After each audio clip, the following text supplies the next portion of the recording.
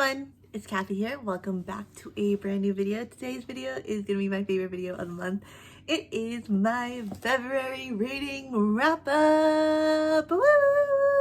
Honestly, the one thing that brings me joy other than my PC and gaming is reading. And as you guys know, I have my 50 book goal for the month or for the year. I can't read 50 books in a month. I don't think that's possible unless I do not sleep. And reading is the sole thing I do for the month. Anyways, I have 4 books that I have read this month and I can't wait to go over it with you guys. And let's just hop right into it. So the first book I have read is this book, The Last Post by Renee Carlino. This book is about a girl named Leia, and her husband Cameron was a daredevil. He was basically a stuntman. That was his job. She kind of lived vicariously through him because he loved the thrill. Before he dies, he says, "See you on the other side." And Cameron actually dies a tragic death doing a stunt, and Leia has to kind of live with grief of Cameron's death. And how she does that is she would call his phone number, she would post on his Facebook wall, like talking about memories, acting like he's still alive. And this caught the attention of Micah. Micah is a young architect who actually works for her dad's architect company, and he gets really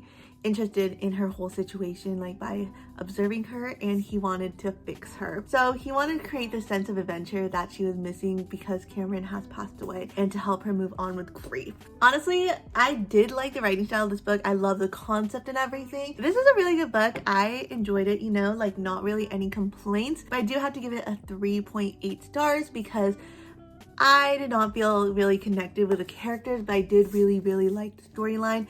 And I think Renee Carlino is a really good author, and this is just a really good book just to get you kind of out of your reading slump. And it was really easy to get through. It's only 285 pages, so it's a really short read, but it has a really good storyline and a really good lesson for anyone to really take on with as we go through life.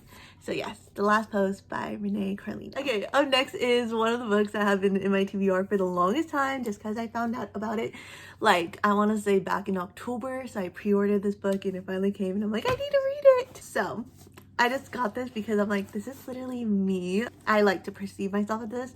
I don't know. It depends on my friends' opinions, but like, this is how I like to perceive myself. This is The Good Girl Complex by Elle Kennedy. I think I have a good girl complex, to be honest.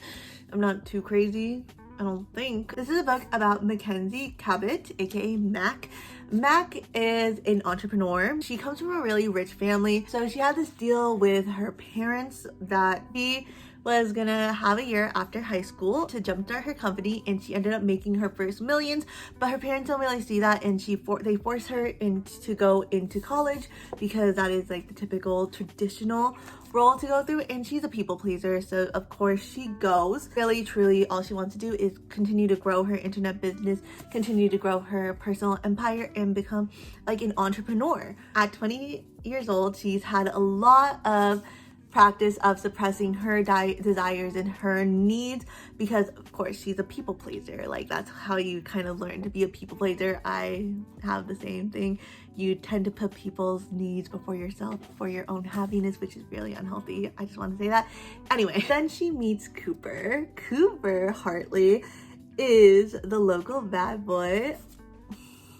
How else? Their friendship soon becomes the realest thing to her. Her life through Instagram is picture perfect. She has her, of course she lives rich, she vacations very big, her parents are wealthy, she has her own entrepreneur business, kind of like the picture perfect life.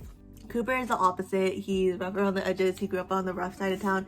His parents left him. They have to like kind of raise themselves, kind of make money for himself. How Cooper and Mac actually meet is because the summer before the college starts, Cooper was working at a bar and there was this guy who was sexually assaulting his friend at the bar they work at, and he was like, enough's enough. He started a fight and he ended up getting fired from his job because that guy, dad, is the owner of all the buildings down the dock where he works, and he could easily close down the business. And obviously the manager's like, this is my livelihood, I just have to let you go even though I've known you all my life. So to get back at him, they created this plan to make Mac fall in love with him, only for him to break her heart. But obviously he actually fell for her and she fell for him. Changes from Cooper and Mac's point of view, so you get the whole last story. And you know me, I love a good dual point of view. So yeah, honestly, you just kind of follow Mac and Cooper's relationship and how it blossoms and grows, and how she grows as a person as well.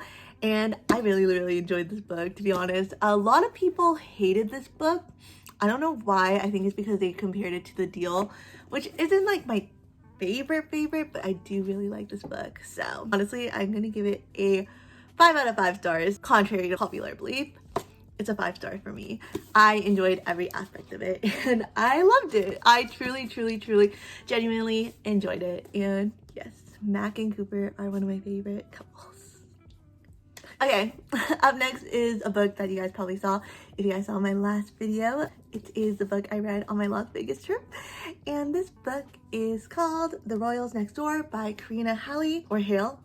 Basically, this is about Piper Evans, and she is an elementary school teacher in a very small town, and she actually lives in maids' quarters next to a mansion. Duke and Duchess actually moves into the mansion. She basically makes friends with the Duchess and Duke, but then she also falls in love with their head security guard, and that just kind of follows their little lackluster beliefs. But the security guard is very well guarded.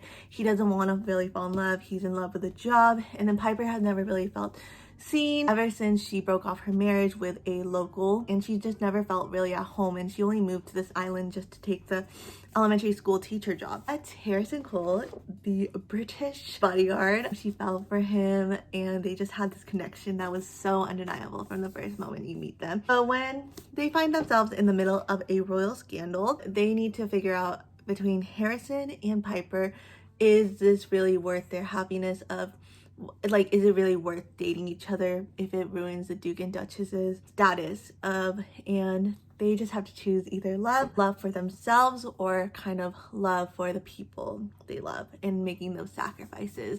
So yes, I really enjoyed this book. There's some spicy scenes. It's a really cute book. Honestly, not like my favorite, but I do love Piper and Harrison's relationship. I love Piper's relationship with everyone in the book mentioned. So I'm gonna give this a 4.5 stars.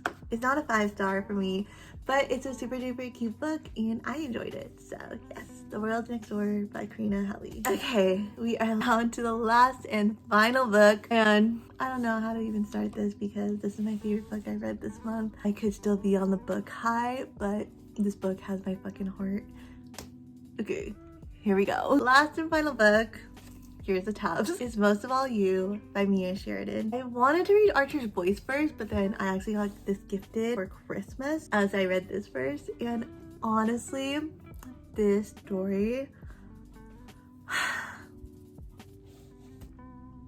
I love it so much. So this book is about a girl named Crystal, and basically she just realized long ago, ever since she was a kid, that she came to the conclusion that love only brings pain. She feels like feeling nothing at all is better than feeling any sort of emotion, just to kind of guard herself and guard her heart and guard her life. Nobody could really take anything from her. Then Gabriel Dalton comes into her life, and he had a dark past, but he showed Crystal that there is still good in the world, that she deserves this type of love, but she is not willing to grab it. This book it's a book about growth. It's a book about learning to accept your past, that it's a part of you. This book is about true love, and this book is just kind of about finding yourself and finding your place in the world. And it goes through so many life lessons, and this book was so heartbreaking, but it was so beautiful. I love when books talk about, they say the book title, and that's my favorite part of books, to be honest. Here it is. I'm gonna read you this one passage because it's just so good, and if this doesn't convince you to read this book, I don't know what will. I win every time I'm bold in how I love. I want to say I win 100 times a day, 1,000 by loving the sunrise and the wind and the way the raindrops sound on my window. He paused, his thumb moving lightly over my cheekbone, caressing my face like I was precious. And you, most of all you. I want to look at you and say, one evil man did not stop me from presenting my heart to the girl who claimed it. You get my heart, Eloise. You. And God, I hope you want it, but if you don't, I still won't regret giving it to you. Like, are you fucking kidding me? Gabriel Dalton, what a man, what a man, what a man. What a man. I'm in love with him. He's like the perfect man. This book was so beautiful. It's easily one of my favorite books.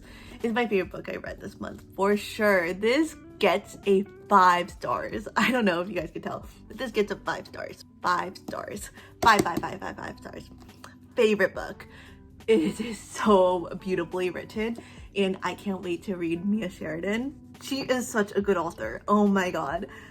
I fell in love, and this book did take me a long time because it did go through a lot of painful topics, but as you guys can see, I tabbed it a lot because I genuinely truly enjoyed it. But yes, those are all the books I read for February, the month of February 2022. Love to see it. Anyways, guys, that is all the books I read for the month of February 2022. I will link down below any of these books. But yeah, yes, those are the 4 books I read this month. I genuinely enjoyed every single one. But I hope you guys enjoyed this video. If you guys did, give this video a thumbs up and comment down below what books you guys read this month. I am always on the market for looking for new books to read. Anyways, I hope you guys have a wonderful day. Follow me on Instagram and TikTok. It is at Cathy, and the TikTok is at Mingo Macho. And you guys can also follow my Goodreads to follow along to see how many books I read for the month, so you guys know what books I read, but all my reviews are here. Anyways, I love you guys very much. Subscribe down below. I post videos every Monday, and I'll talk to you guys very, very soon. I'll see you guys next week, yeah. Anyways, bye!